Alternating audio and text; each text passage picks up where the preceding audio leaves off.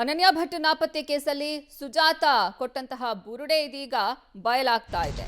ನಾನು ಧರ್ಮಸ್ಥಳಕ್ಕೆ ಧಕ್ಕೆ ತಂದಿಲ್ಲ ಅನ್ನುವಂಥ ಮಾತನ್ನ ಸುಜಾತ ಭಟ್ ಅವರು ಹೇಳ್ತಾ ಇದ್ದಾರೆ.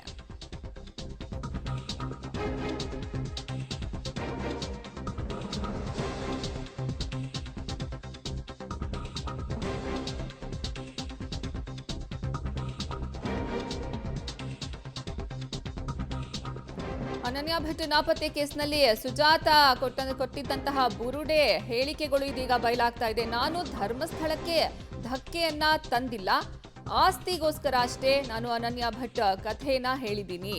ಈ ಮೂಲಕ ಸುಜಾತ ಭಟ್ ಮುಖವಾಡ ಬಯಲಾಗ್ತಾ ಇದೆ. ಯೂಟ್ಯೂಬ್ ಚಾನೆಲ್ಗೆ ಅವರು ನೀಡಿದಂತಹ ಸಂದರ್ಶನದ ಸಮಯದಲ್ಲಿ ಅನನ್ಯ ಭಟ್ ಅನ್ನುವಂತಹ ಕಥೆ ಇದೆಯಲ್ಲ, ಅದೆಲ್ಲ ಕಟ್ಟು ಕಥೆ, ಆಸ್ತಿಗೋಸ್ಕರ ನಾನು ಈಗ ಮಾಡಿದ್ದು, ನನ್ನ ತಾತನ ಆಸ್ತಿ ವಿಚಾರಕ್ಕೆ ಸಂಬಂಧಪಟ್ಟಂತೆ ನಾನು ಈ ರೀತಿ ಹೇಳಿಕೆಯನ್ನ ಕೊಟ್ಟಿದ್ದು. ಆದರೆ ನಾನು ಧರ್ಮಸ್ಥಳಕ್ಕೆ ಯಾವ ರೀತಿಯ ಧಕ್ಕೆಯನ್ನ ತಂದಿಲ್ಲ, ಆಸ್ತಿಗೋಸ್ಕರ ಅಷ್ಟೇ ನಾನು ಅನನ್ಯ ಭಟ್ ಕಥೆನ ಹೆಣ್ದಿರೋದು ಅನ್ನುವಂಥ ಹೇಳಿಕೆಯನ್ನ ಸುಜಾತ ಭಟ್ ನೀಡಿರೋದು. ಈ ಮೂಲಕ ಸುಜಾತ ಭಟ್ ಮುಖವಾಡ ಇದೀಗ ಕಳಚಿ ಬಿದ್ದಿದೆ. ಅನನ್ಯ ಭಟ್ ಕೇಸಿಗೆ ಮೆಗಾ ಟ್ವಿಸ್ಟ್ ಸಿಗ್ತಾ ಇದೆ. ನಾನು ಧರ್ಮಸ್ಥಳಕ್ಕೆ ಕ್ಷಮೆಯನ್ನ ಕೇಳ್ತೀನಿ ಅಂತ ಹೇಳಿ ಸುಜಾತ ಭಟ್ ಅವರು ಹೇಳಿರೋದು.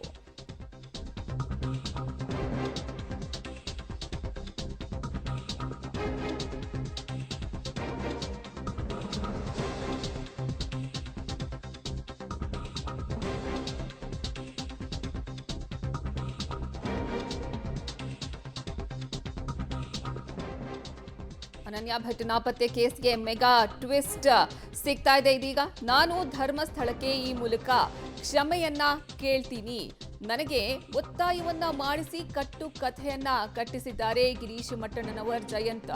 ಇವರು ನನಗೆ ಈ ರೀತಿ ಹೇಳುವಂತೆ ಹೇಳಿದ್ರು, ಅವರು ಹೇಳಿದಂತೆ ನಾನು ಹೇಳಿದ್ದೀನಿ ಅಂತ ಸುಜಾತ ಭಟ್ ಹೇಳಿಕೆಯನ್ನ ಕೊಟ್ಟಿರೋದು. ಅನನ್ಯ ಭಟ್ ನಾಪತ್ತೆ ಕೇಸ್ಗೆ ಸಂಬಂಧಪಟ್ಟಂತೆ ಇದೀಗ ಮೆಗಾ ಟ್ವಿಸ್ಟ್ ಸಿಗ್ತಾ ಇದೆ. ನಾನು ಈ ಮೂಲಕ ಧರ್ಮಸ್ಥಳಕ್ಕೆ ಕ್ಷಮೆಯನ್ನ ಕೇಳ್ತೀನಿ, ಧರ್ಮಸ್ಥಳಕ್ಕೆ ಧಕ್ಕೆಯನ್ನ ತರುವಂತಹ ಕೆಲಸವನ್ನ ನಾನು ಮಾಡಿಲ್ಲ, ನನಗೆ ಒತ್ತಾಯವನ್ನ ಮಾಡಿಸಿ ಪ್ರವೋಕ್ ಮಾಡಿಸಿ ಈ ರೀತಿ ಕಟ್ಟು ಕಥೆಯನ್ನ ಕಟ್ಟಿಸಿದ್ದಾರೆ, ಅವರು ಹೇಳಿದಂತೆ ನಾನು ಹೇಳಿಕೆಗಳನ್ನ ಕೊಡ್ತಾ ಬಂದಿದ್ದೀನಿ. ಈ ಮಾತನ್ನ ಸುಜಾತ ಭಟ್ ಅವರೇ ಖುದ್ದಾಗಿ ಹೇಳಿರೋದು. ನನಗೆ ಈ ಲೆವೆಲ್ಗೆ ಈ ಇಶ್ಯೂ ಹೋಗುತ್ತೆ ಅನ್ನೋದು ನನಗೆ ಗೊತ್ತಿರಲಿಲ್ಲ, ಈ ವಯಸ್ಸಿನಲ್ಲಿ ನನಗೆ ಇದು ಬೇಕಾಗಿರಲಿಲ್ಲ, ನಾನು ಸ್ವಾಭಿಮಾನಿ ಅನ್ನುವಂಥ ಮಾತನ್ನು ಸಹ ಸುಜಾತ ಭಟ್ ಹೇಳಿದ್ದಾರೆ.